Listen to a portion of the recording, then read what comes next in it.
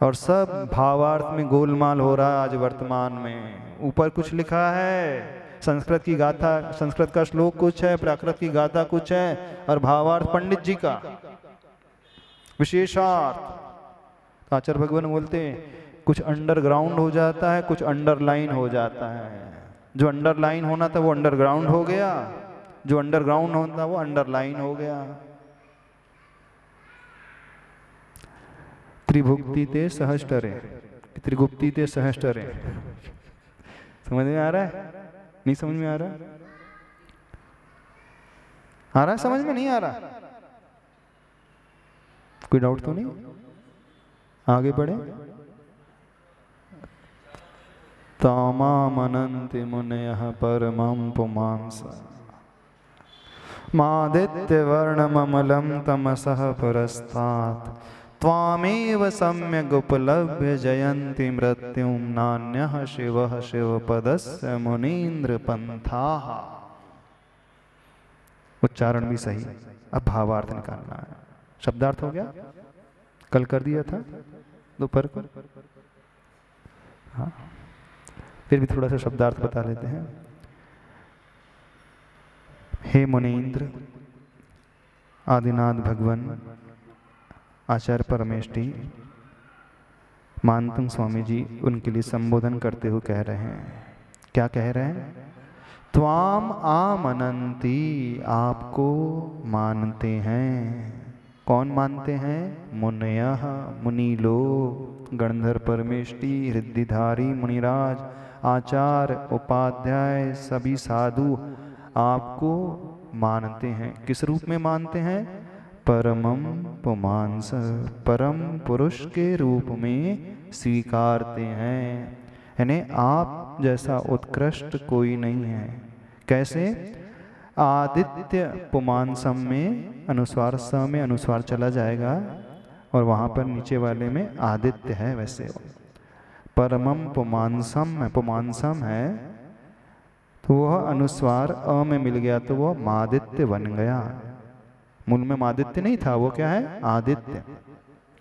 आदित्य वर्णम अमलम तमसः पुरस्तात्, जैसे उस तमस यानी अंधकार के सामने आदित्य यानी सूर्य, सूर्य अपने रूप में आकर के निर्मलता से चमकता है, वैसे ही सारे मुनिराज आपको कैसा मानते हैं? परम पुरुष के रूप में उस आदित्य की भांति जो निर्मल होता है, अंधकार के सम्मुख खड़ा है, इस रूप से आपको स्वीकारते हैं।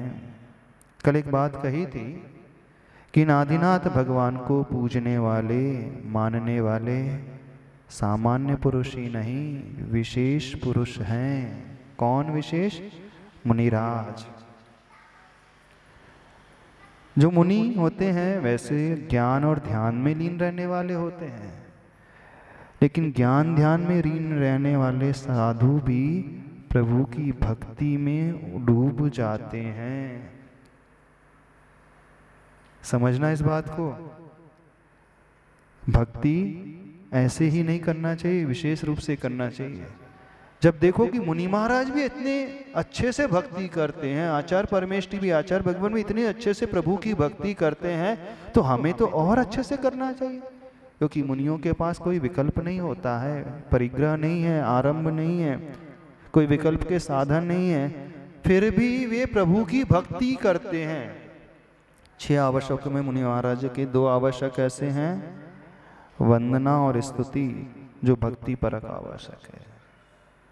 मात्र ध्यान में ही बैठे रहते मुनिराज ऐसा नहीं, मात्र स्वाध्याय ही करते हैं ऐसा नहीं, प्रतिदिन 6 आवश्यकों में 2 आवश्यक भक्ति वाले आवश्यक हैं। और भक्ति ऊपर ऊपर नहीं होती है, डूब करके होती है, उत्साह सहित होती है, अंदर से होती है। तो जिन लोगों की धारणा है कि प्रभु की भक्ति क्या करना, भक्ति में तो विकल्प होता है, बोले आत्मा का चिंतन करो ना, आत्मा का ध्यान करो ना, हाथ पर हाथ रख करके बैठो ना, अथवा स्वाध्याय करते रहो। उन लोगों से कहना है उन्हें देखिए, किन्हें देखें? चलो पंचम काल के मुनियों की बात नहीं कर रहे, आप कहो कि महाराज जी तो पंचम काल के मुनि की बात कर रहे हैं। चतुर्थ काल के मुनियों की नहीं, चतुर्थ काल के उपाध्यायों की, उपाध्याय नहीं, उन आचार परमेष्टि की। आचार परमेष्टि में भी जो गणधर हैं उनकी बात कर रहे हैं। उनके भी 6 आवश्यक होते हैं, याद रखना। ऐसा नहीं कि पंचम काल में होते 6 आवश्यक। स्तुति और वंदना चतुर्थ काल में भी होती थी। जो मुनिराज जंगलों में एकांत में रह करके, गुफाओं में रह करके ध्यान करते हैं, साधना करते हैं, वहीं बैठे रहते हैं, वे भी हमेशा ध्यान में स्थिर नहीं रह पाते हैं। जब ध्यान में नहीं टिक पाते हैं तो वे ध्यान से उतर करके स्तुति और वंदना का ही आलम्बन लेते हैं, यानी प्रभु भक्ति करते हैं। यानी जिन्हें कोई विकल्प नहीं है वो भी प्रभु का आलम्बन ले रहे हैं, हम ये कह रहे हैं। तो आप श्रावक हो, 2400 घंटे आप तो पाप में ही डूबे रहते हो, नहीं डूबे रहते हो? 2400 घंटे आरंभी हिंसा, उद्योगी हिंसा, विरोधी हिंसा में ही लगे रहते हो। इसके बिना आपका जीवन नहीं चल सकता है। 2400 घंटे आपको न जाने कितने प्रकार के विकल्प, क्षण क्षण पग पग पर न जाने कितने प्रकार के विकल्प आते हैं कि नहीं? जब ऐसे विकल्प आपको आते हैं तो आप लोगों के पास कौन सा साधन है उन विकल्पों को शांत करने का? कौन सा साधन है? कुछ लोग बोलते महाराज जी शांति से ध्यान में बैठ जाओ। जैसे ही ध्यान में बैठोगे सिवाय घर संसार की कुछ याद नहीं आएगा। देख लेना, आजमा करके देख लेना। सिवाय दुकानदारी के, बच्चों के, रिश्तेदारियों के, इधर घर संसार के अलावा कुछ भी याद नहीं। क्यों नहीं याद आएगा? क्योंकि परिग्रह में डूबा हुआ है वो। ऊपर से लेकर नीचे तक परिग्रह से लदा हुआ है। जिसके पास परिग्रह मौजूद है उसका ध्यान लग नहीं सकता कभी। कितना भी वो आसन लगा करके बैठ जाए, उपवास करके बैठ जाए, 24 घंटे का संकल्प लेकर के शमशान घाट में पहुंच जाए, ध्यान करे, जब तक परिग्रह मौजूद है वो निर्विकल्प हो ही नहीं सकता। कोई रास्ता नहीं है आपके पास निर्विकल्प होने का, है ही नहीं। मात्र एकमात्र वो रास्ता जो है भक्ति, पूजा। तो हम ये कह रहे थे जब मुनि महाराज आचार्य परमेष्टि भी भक्ति कर रहे हैं, दिन में एक बार नहीं करते हैं। आप लोग तो दिन में एक बार करते हैं, दिन में 3 बार वंदना करते हैं। आचार्य श्री दिन में 3 बार स्तुति करते हैं। 24 तीर्थंकर भगवान की स्तुति करते हैं, स्वयंभू स्तोत्र पढ़ते हैं, भक्ति पढ़ते, नंदीश्वर भक्ति करते हैं, पढ़ते। यानी जिन्हें विकल्प नहीं है हम उनकी बात कर रहे हैं। साधन जिनके पास विकल्पों के नहीं है वे देखें किस प्रकार प्रभु भक्ति में आनंद लेते हैं। और आप लोगों पंचम काल में ये कहते हो ऊपर ऊपर से भक्ति कर लेना चाहिए, हे बुद्धि से भक्ति कर लेना चाहिए। भक्ति से विकल्प कहाँ लगे? दूसरे को ध्यान रहे हैं, दूसरे का ध्यान कर रहे हो, दूसरे को याद कर रहे हो। जहाँ ऐसे कारण मौजूद हैं, एकमात्र भक्ति से ही आपको संबल मिलने वाला है। एकमात्र भक्ति से ही आप अंतरंग से मजबूत होने वाले हैं। आपके परिणाम इसी से संभलेंगे, अन्य किसी रास्ते से आपके परिणाम नहीं संभल सकते। इस कारण अच्छे से भक्ति किया करो, प्रभु के गुणों का चिंतन करके उनका गुणानुवाद किया करो। मन से, वचन से, काय से डूब करके प्रभु को याद किया करो, उनके स्वरूप को देखा करो, उनके रूप को देखा करो, उनकी उस चर्या को देखा करो और उनके प्रति नतमस्तक भीतर से हो जाएगा। इन्हें ऊपर ऊपर से नहीं करना। यहां कहा जा रहा है त्वाम आमनंती मुनिया, मुनिराज आपको मान रहे हैं, परम पुरुष के रूप में स्वीकार करें, उत्कृष्ट मान रहे हैं कि आप ही सब कुछ हैं, आपके अलावा और कोई कुछ नहीं। आप लोग कैसे मानते हो प्रभु को? किस रूप में स्वीकारते हो? जब प्रभु के पास भक्ति करने आते हो खीर की चम्मच बने हुए रहते हो? नहीं रहते। बिल्कुल बुरी लग रही होगी हमारी बात, लग तो रही होगी।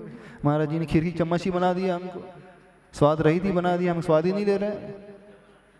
चमचा बना दिया, बोले चमचा बना दिया, और बड़े बड़े भगोने में बैठ डूबा हुआ चमचा। तो शादी पार्टी में होता था, इतनी अमाउंट क्वांटिटी में बनती है, तो उसके लिए चम्मच से नहीं होता प्रयोग, चमचे से होता है। चमचे से भी नहीं, बल्कि वो झारा से क्या होता है तो छोटी नहीं, बड़े वाला है आपका, तो यानी इतनी बड़ी। तो विचार किया करें, स्वाद लेना सीखे, डूबना सीखे, रस लेना सीखे, आनंद लेना सीखे, ऊपर ऊपर से नहीं भीतर से करना सीखे, उनके गुणों का चिंतन करते हुए, उस ओर दृष्टि लाते हुए। यानी जब व्यक्ति भक्ति करे तो आह्लाद से भर उठे, लगे कि हमने कुछ किया है प्रभु के पास आकर के। भक्तामृत स्तोत्र पढ़ने के बाद लगे कि कुछ पाया है। यानी भक्ति करके व्यक्ति एनर्जेटिक हो जाता है, एनर्जी से उसकी बैटरी फुल हो जाती है, चार्ज हो जाती है, उत्साह से उसका संचार, उत्साह का संचार कई गुना बढ़ने लगता है।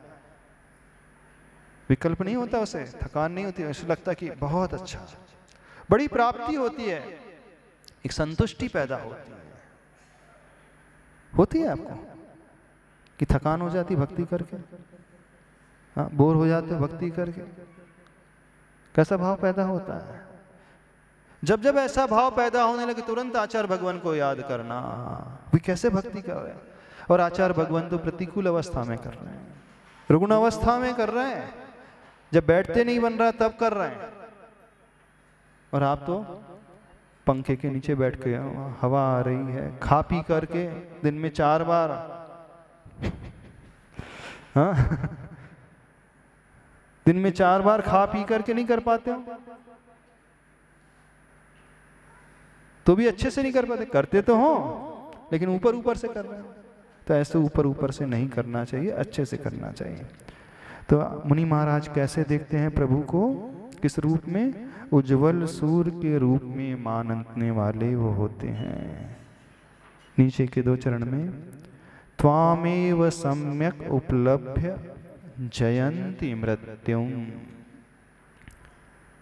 यदि मृत्यु को जीतना चाहते हो, मरण से ऊपर उठना चाहते हो, रोग से ऊपर उठना चाहते हो, तो जो व्यक्ति इन प्रभु को समीचीन रूप से प्राप्त कर लेता है, वह इस मरण से भी छूट जाता है, रोगों से भी वह छूट जाता है। कंडीशन क्या लगाई, सम्यक उपलभ्य। इस कंडीशन को ध्यान रखना, मेन चीज यहां पर यह है। श्लोक नंबर 24, त्वामव्ययं विभुमचिन्त्यमसंख्यमाद्यं ब्रह्माणमीश्वरमनन्तमनङ्गकीर्तम् योगीश्वरं विदितयोगमनेकमेकं ज्ञानस्वरूपममलं प्रवदन्ति सन्तः। इस श्लोक में आचार्य प्रवर श्री मानतुंग स्वामी महाराज उन आदिनाथ भगवान के नामों का उल्लेख कर रहे हैं। भिन्न भिन्न नामों से प्रभु को स्मरण में ला रहे हैं। नाम के कथन से भी स्तुति होती है, इस बात को समझें। हमें और कुछ ना आता हो, भगवान का नाम ले रहे हैं, तो भी मानना हम भगवान की भक्ति कर सकते हैं।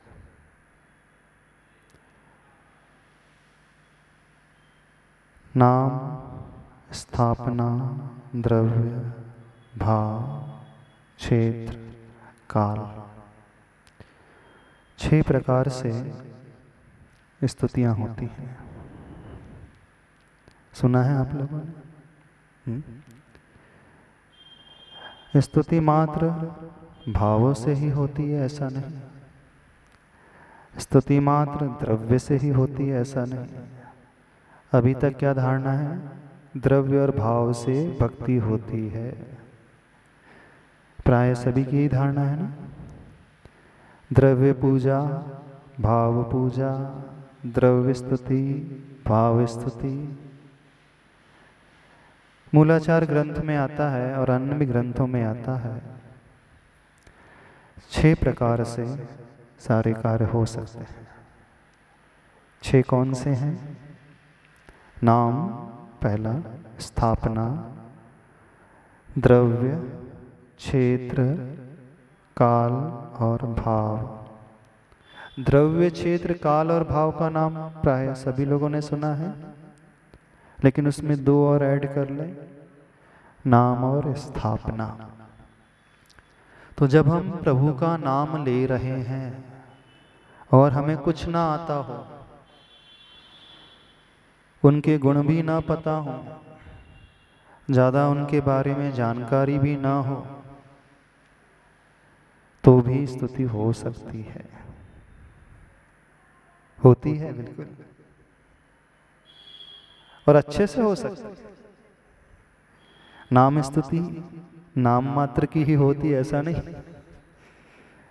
कहने में आता है नाम मात्र के लिए कर रहा है, अंदर से नहीं कर रहा है व्यक्ति, फॉर द नेम सेक, कहने के लिए करना नहीं। कहने के लिए अकेले नहीं होती है, अंतरंग से भी। जिसे कुछ भी ज्ञान ना हो, जिसका क्षयोपशम ना हो, बुद्धि इतनी तीव्र ना हो, वह सिर्फ नाम लेता रहे तो भी सिद्धि प्राप्त कर सकता है। वैष्णव धर्म में एक साधना आती है, नाम साधना। आचार्य भगवान बहुत अच्छे से बताते थे इस बात को।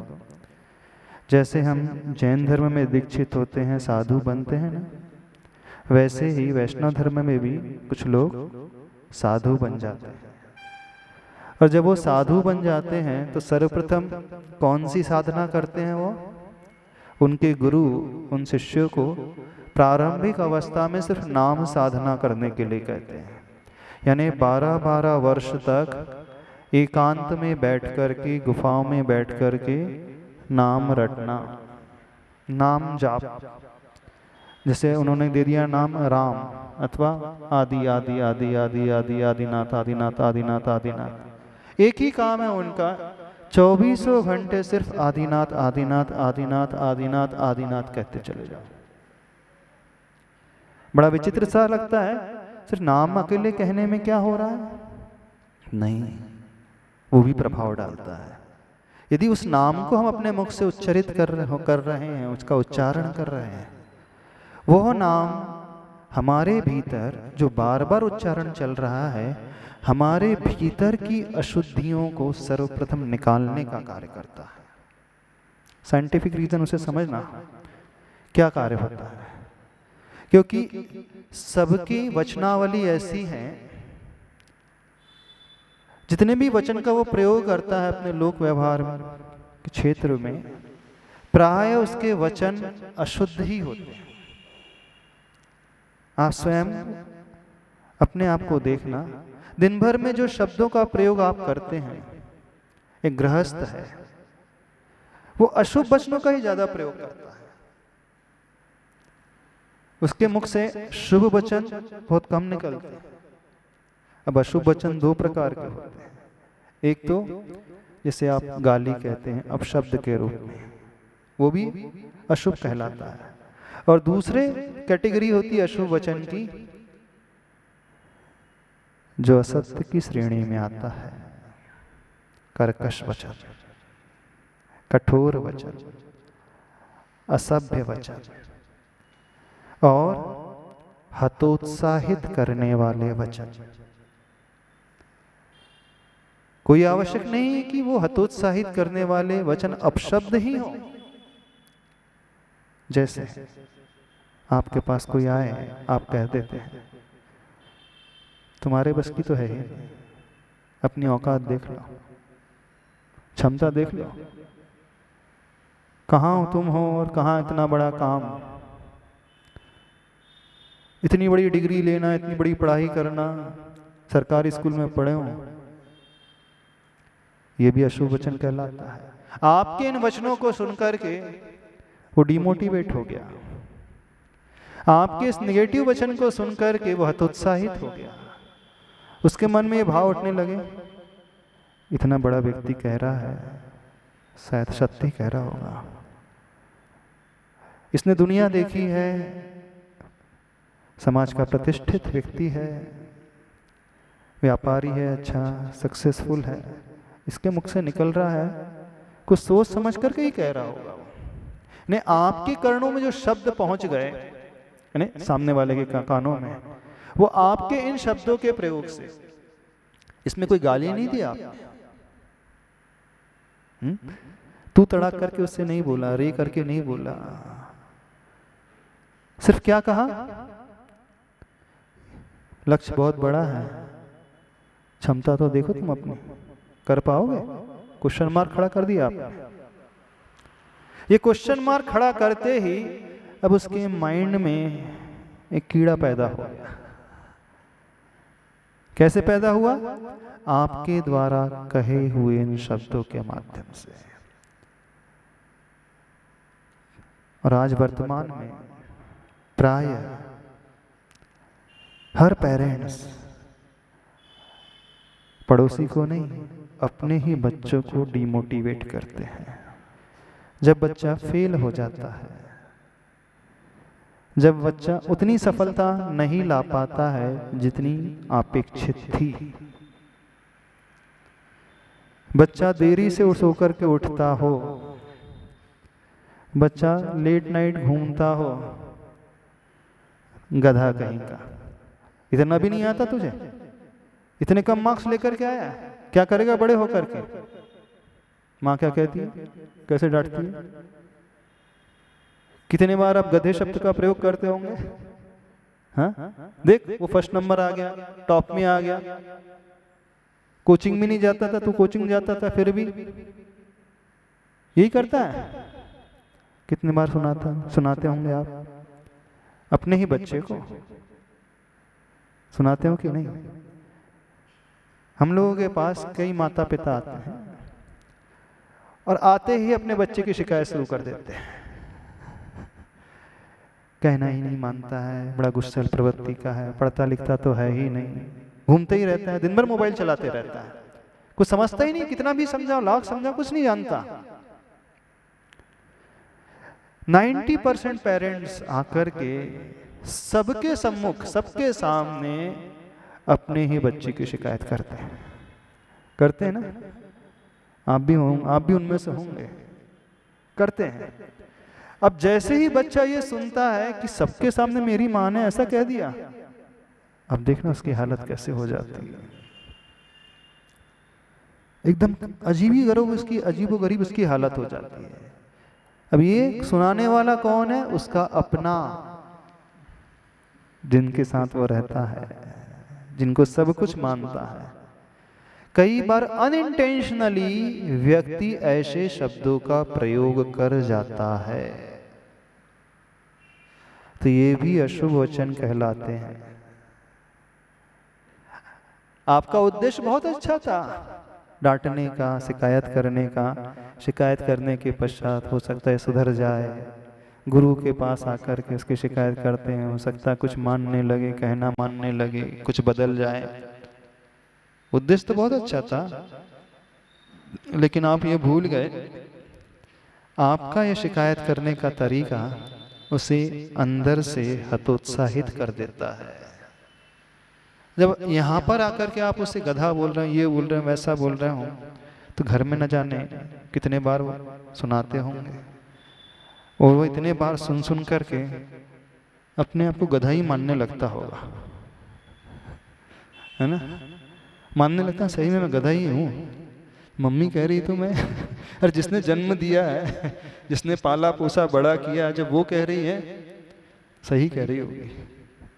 अब वो कुछ नहीं कर पाएगा लाइफ में, जीवन में कुछ नहीं कर पाएगा, कि उसकी धारणा बन गई, उसकी धारणा उसने बना ली, किसके कहने पर? आपके कहने पर बना ली। हो जाता है। तो जिन शब्दों का उच्चारण व्यक्ति दिन भर करता है उसमें अधिकतर अशुभ होते हैं। अब यहां कहा जा रहा है शुभ नाम लेने से भी भक्ति होती है, अच्छे नाम का प्रोनाउंसिएशन करने से भी भाव अच्छे होने लगते हैं, भले ही हमें उसका अर्थ ना पता हो, भले ही ना पता हो, उसकी चिंता नहीं, लेकिन हम क्या कह रहे हैं, हम कौन से शब्द का उच्चारण कर रहे हैं। तो आप अधिकतर उन शब्दों का प्रयोग करते हैं। अब यहां कहा जा रहा है आप यदि आदिनाथ भगवान नहीं बोल सकते हैं तो जो आपको आता है वो बोल दो। विभु प्रभु ईश्वर अव्यय आदि अंत अनंत, जो आपको आ जाए उससे भी स्तुति होती है। तो पहला स्तुति करने का तरीका नाम स्तुति। कौन सी स्तुति? नाम। दूसरी स्तुति का तरीका है स्थापना स्तुति। प्रभु की प्रतिमा है, उनको देख कर के आप हाथ जोड़ रहे हो, ये स्थापना निक्षेप के माध्यम से स्थापना स्तुति। अपने आप पूज्यता 3D इमेज में आती है। यह वही है, ऐसी हम कल्पना करें आचार्य श्री की फोटो के सामने, हाँ, और नमोस्तु करें, हाँ, तो ये स्थापना निक्षेप में आएगी कि नहीं आएगी? स्थापना भक्ति में आएगी कि नहीं आएगी? वर्तमान में प्रतिमा की पूज्यता बताइए। वैसे स्थापना तदरूप स्थापना अतदरूप स्थापना दोनों ही होती है। फोटो छोड़ दो, आप एक कंकड़ को रख लो, आदिनाथ भगवान मान लो तो भी मानी जाएगी वो तो, लेकिन वर्तमान में उसका निषेध किया गया है, पंचम काल में उसका निषेध किया गया है। अतदरूप स्थापना नहीं होना चाहिए। उससे क्या है, मिथ्या मत का प्रचलन बढ़ता चला जाएगा। हाँ, यदि वो तो धारणा का खेल है। हाँ, फोटो को देख कर के भी हम इमेजिनेशन कर सकते हैं, आचार्य भगवान को माइंड में ला सकते हैं, मस्तिष्क में ला सकते हैं, धारणा बना सकते हैं, हो सकता है, मना नहीं है। लेकिन फोटो पूज्य नहीं हुई है, वो उस माध्यम बन गई। चित्र भी एक माध्यम बन गया। चित्र को देख कर के हम सीधे वहां आचार्य भगवान के चरणों तक पहुंच गए। वो एक माध्यम बन गया, एक निमित्त बन गया। लेकिन प्रतिमा और फोटो में अंतर है। प्रतिमा माध्यम तो बनता ही है, लेकिन प्रतिमा में पूज्यता भी आ जाती है। चित्र जो है, फोटो जो है, माध्यम अकेले बनेगा, लेकिन पूज्यता उसमें नहीं आएगी। यदि उसे चित्र को देख करके हम वहां अपने आप को ले जा रहे हैं, अपने आप से जोड़ रहे हैं, कोई बाधा नहीं, वो उपयोगी रहेगा। चित्र होती है उपयोगिता होती है, सिद्धांत नहीं है। प्रथमा नियम में दृष्टांत आता है राज पद्म पुराण में, मुनिसुरनाथ भगवान की अंगूठी है ना, कौन से राजा का नाम याद नहीं, शायद सिंहरथ या कुछ ऐसी, वज्र जंग राजन, हाँ, वो किसी को प्रणाम नहीं करता था। उसने नियम लिया था, वीतरागी प्रतिमा के अलावा, वीतरागी प्रभु के अलावा मैं किसी के आगे हाथ नहीं जोड़ूंगा, इवन किसी राजन के आगे भी नतमस्तक नहीं होऊंगा। तो मंत्रियों को जब ज्ञात हो गया तो मंत्रियों ने उसकी शिकायत बड़े राजा से, मंडलेश्वर राजा से कर दी। उसकी परीक्षा के लिए उसे बुलाया गया तो उसने नमस्कार किया, लेकिन किसको किया? अंगूठे में जो बनाया था मुनिसुरनाथ भगवान की। वो विशेष बात है, अपने नियम को पालन करना, विशेष परिस्थिति की बात है, वो लगे। आज अभी कोरोना काल जब चल रहा था, हाँ, तो मंदिर बंद थे, हाँ, तो अभिषेक पूजन हम लोग टीवी में देखते थे, हाँ, हाँ, और उसी के अनुसार अपना सब काम चलाते थे। तो हाँ, ये भी क्या स्थापना भक्ति के अंतर्गत आएगा? हाँ, स्थापना भक्ति में आ सकता है, कोई बात नहीं, तो लेकिन प्रतिमा पूजे, टीवी की जो फोटो है वो पूज्यता नहीं पा रही है। स्थापना निक्षेप से, स्थापना भक्ति से मतलब हमने अपने दिमाग में स्थापना कर ली उस तस्वीर की, प्रभु की। हमारा अभिषेक शांति धारा का कर्तव्य पूरा हो गया। वो विशेष परिस्थिति की बात है। आपत्ति काले मर्यादा नास्ति सूत्र जो है, विशेष परिस्थिति में मर्यादा नहीं पाली जाती है। वो पूरे देश में, पूरे विश्व में इस प्रकार का माहौल था। उस समय इसी से धर्म का पालन होता था। वो तो बहुत बड़ा निमित्त, बहुत अच्छा निमित्त बना व्यक्ति को अपने शुभ उपयोग की क्रियाओं को करने के लिए, परिणामों को अच्छा बनाने के लिए, संबल पाने के लिए। लेकिन वह हमेशा के लिए नहीं हो सकता। एक महाभारत में घटना आती है, भीम ने, नहीं सॉरी, अर्जुन ने नृत्यांगना का, जब अज्ञातवास में थे, 1 वर्ष के लिए नृत्य सिखाने, है ना, क्या नाम था उसका? बृहन्नला। हाँ, बृहन्नला का रूप रख करके वह राजकुमारी को नृत्य सिखाता था। ये ना? अब 1 वर्ष की बात थी, क्योंकि अज्ञातवास में गुजारना था, कोई पहचान ना पाए, इस रूप में रहना था। अब 1 वर्ष बीत गया तो फिर वो हमेशा के लिए बृहन्नला बन गया? नहीं, उसने बोला 1 वर्ष मैंने निकाला है, इस रूप ने मेरा बड़ा उपकार किया है, बृहन्नला ने मुझे बचाया है, तो मैं ऐसे कैसे छोड़ दूं? जीवन भर के लिए नारी बन के रह गया वो। क्यों जीवन भर की नारी बन के रह गया वो? रहना चाहिए था उसे, नहीं रहना चाहिए। बहुत अच्छा किया, छोड़ दिया ना रूप। ये विडंबना। ऐसे ही जैन धर्म में भी, दिगंबर पंथ में भी एक विडंबना आ गई। आचार्य भगवान का जब चातुर्मास गोमटगिरी में था सन 1999 में, आचार्य भगवान ने एक बहुत गजब का प्रवचन दिया था और इसी अर्जुन के उदाहरण को रखा था। अर्जुन ने अज्ञातवास में बृहन्नला का रूप धर करके 1 वर्ष नारी के रूप में बिताया था, लेकिन कार्य होते ही उस रूप को छोड़ दिया था। जब यहाँ पर अन्य साम्राज्य का आक्रमण हुआ, जैन धर्म को सुरक्षित रखने के लिए बड़ी कठिनाइयाँ होने लगी, मुनि महाराज के लिए बड़ा कठिन होने लगा दिगंबर अवस्था में रहने के लिए, तो भट्टारकों की परंपरा शुरू हुई। क्योंकि जैसा आज प्रजातंत्र राज्य व्यवस्था चल रही है, वैसी उस समय नहीं थी। वहां तो व्यवस्था ही भिन्न थी। राजा यदि परमिशन देगा तो ही दिगंबर अवस्था में विहार हो सकता था, लेकिन राजाओं ने उस समय बैन लगा दिया।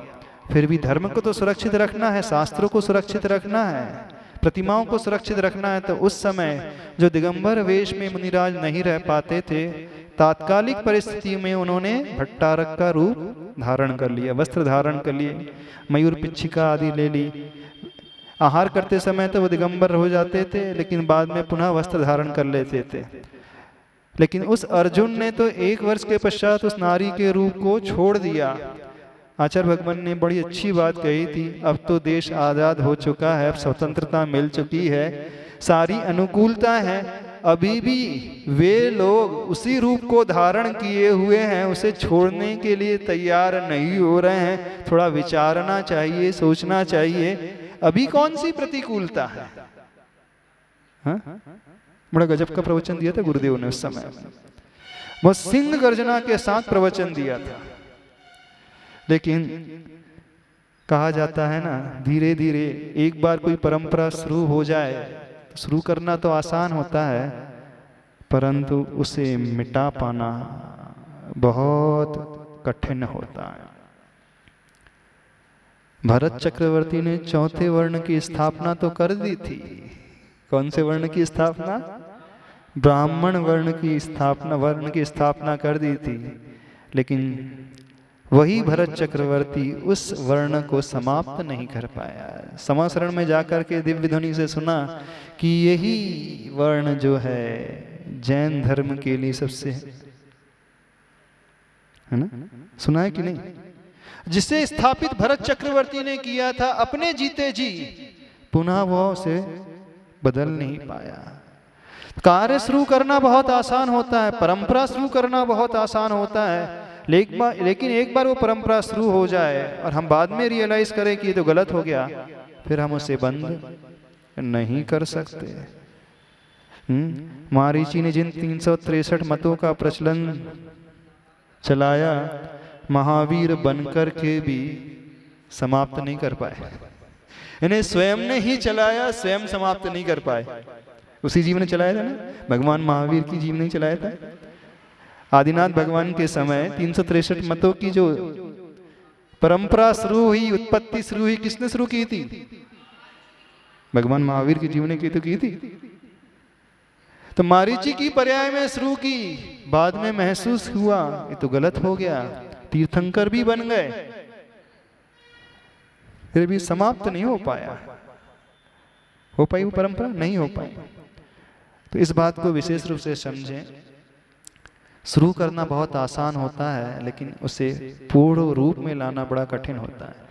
इस कारण पंचम काल में ये अतद्रूप स्थापना का निषेध आया है कि आप किसी पत्थर में, लकड़ी में, पेन में, पेंसिल में प्रभु की स्थापना न करें, तदरूप स्थापना करें। यानी जैसी प्रतिमा होती है मनुष्य आकृति में, उसी प्रकार की प्रतिमा को बना करके उनकी पूजन करें।